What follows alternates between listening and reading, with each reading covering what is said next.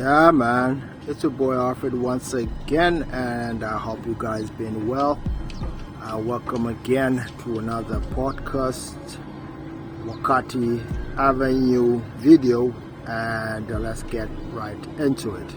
Today's topic is why should always trust the process. Why, especially as a man, you should trust the process. Now, the big reason to trust the process is that the process or the path that you've chosen is uniquely yours, and it was basically made for you, right? It's uniquely yours, which means that you and the one above, they call him God, Allah, superior, the supreme, the universe, just the one that you trust, right? He has set a path for you, and the more you move through that path, right, the more you become yourself, the more you are unique, and the more you actually go into find what you are seeking out, right? It's usually a long journey of trials and all that stuff, right? There'll be trials, tribulations and all that. Tests, you'll be tested a lot. You'll be tested, the universe is testing you to see if is that what you really want? Is that who you are? Are you him, right? But all in all, you should continue trusting the process. All in all, you should continue on that journey because it's uniquely yours. You do not want to forfeit your journey and then you go and move towards what everybody else is doing or what the masses are doing. You're going to be disappointed and depressed. The masses might, or a few people here and there may seem as if they have it all together, right? But if those things that you do not resonate with you, those things that they have, those things that they have obtained in their journey do not resonate with you, you do not have to now move towards that and forsake your own path. And this is a big mistake that a lot of men do, right?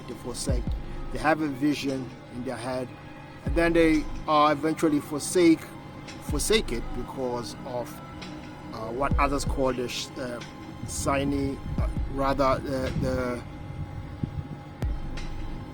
the grass is greener on the other side, right? Type of mindset, or the shiny thing syndrome, right? You see someone who has a new thing, new car, it's a new car, it's a new house, and you want that. But you had a vision that you wanted something else. You wanted to be a certain person. Remember, once you change your vision, right, and then you move towards something that was not initially, you had not initially wanted. Now, there's nothing wrong with adjusting your vision or adjusting your path, but wanting something that is drastic, right? A drastic thing that you want it abruptly, you want it now, right? Because you've seen it, or because you feel like now I want this, right? But you have not taken certain steps, right? Or you have not, or that thing just does not resonate with you. But now you feel like, okay, you need it for a certain reason. Usually people want things because they feel like they need to be validated. They feel like they need certain things because they want to be validated by certain people so that it can be accepted. I get that, right? But that's not the way a man should move.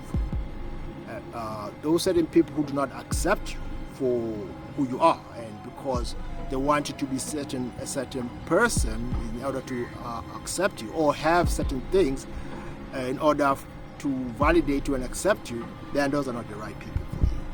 They're not. You do not have to pander to those people. You do not, right? That's why it's best to stay in your path, because with the Supreme, the universe does not need you to pander for him. The Supreme does not need you to devalue yourself in order for him to accept you. He does not need for that. If anyone wants you to devalue devalue yourself. If anyone wants you to start pandering and kissing their feet so that they give you something, those people are not for you. Never go that route, ever, because that will devalue you massively, and that will wane on your self-worth and your sense of being, right? And no, you do not, trust me, you do not want to mess around with your sense of well-being. So keeping in the process and believing in the process, believing in your path is a one-way ticket to your own freedom and to your own world, right? And then that way, once you have that, when you've started that path and then you're going towards that path, many people would want to emulate you. Many would want to copy, but they'll stay behind because they're not made for that path. The path is uniquely yours. You talk to the Supreme. Remember this, the journey itself, right? Some call it the hero's journey, whatever the process, The thing with it is that it comes straight from the Supreme. That mind, that the blueprint, the path, the map, it comes straight from the Supreme, and it's yours, uniquely yours. That's if you know how to actually communicate your thoughts and communicate in a way that renders you to be moving accordingly to what your expectations are. Obviously, in between, I had not talked about plans. You need a plan. Remember, if you're not planning, then you're due to fail, because any sort of endeavor needs planning. You need strategy, right? Long-term, short-term strategies, tactics, right? You need those goals, right? You need those plans, right? So those plans are uniquely yours. That's why I'm saying, when you're planning out things and you're strategically doing things, that's when the Supreme is giving you the answers to those things, right? But you have to have started. You have to be moving. You have to be doing. You cannot just sit and pray and wish. Just sitting. I see a lot of people just wishing things would happen. Pray, just pray. Nothing wrong with praying, but prayer without works, man, you're wasting your time. I always say this: prayers without work, you're just wasting your time. So remember, trust the process. Any sort of journey will have its ups and downs. Any sort of journey will have what they call the antagonist. You're going to have people who do not want you to move towards your goals. You're going to have people who are against you. You're going to have people who want you to change for them or change for society. But no, stick to your principles, right? Now, not to say that you become a rebellious type of person, go rogue and do all sort of nonsense, breaking things. No. As you grow into your path, in fact, you're supposed to be much more calmer, much more manly in a way that you're very much disciplined, right? I call it, I think I took this from a Guy Ritchie series called The Gentleman, right? There was a section called refined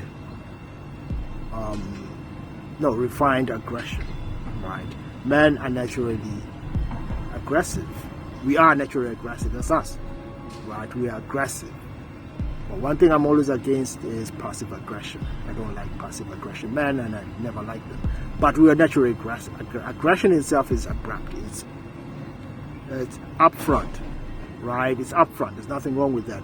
But of course, you have to be careful with your aggression. You're not going to be aggressive towards everyone in any sort of situation. That's why I'm talking about refined aggression. So you have to have that refined aggression. You are aggressive, but that's far from passive aggression. But in itself, it's aggression that's there. You're like, listen, I'm not gonna take this shit, right? So if you wanna take it somewhere, let's do it. Most men who are cowards are usually passive aggression. You want to refine your aggression because you find yourself in such a situation where there are people who are very much agitative. They're going to agitate you. They're going to anger you. They're going to try and get you off your, they're going to get you off your square, right?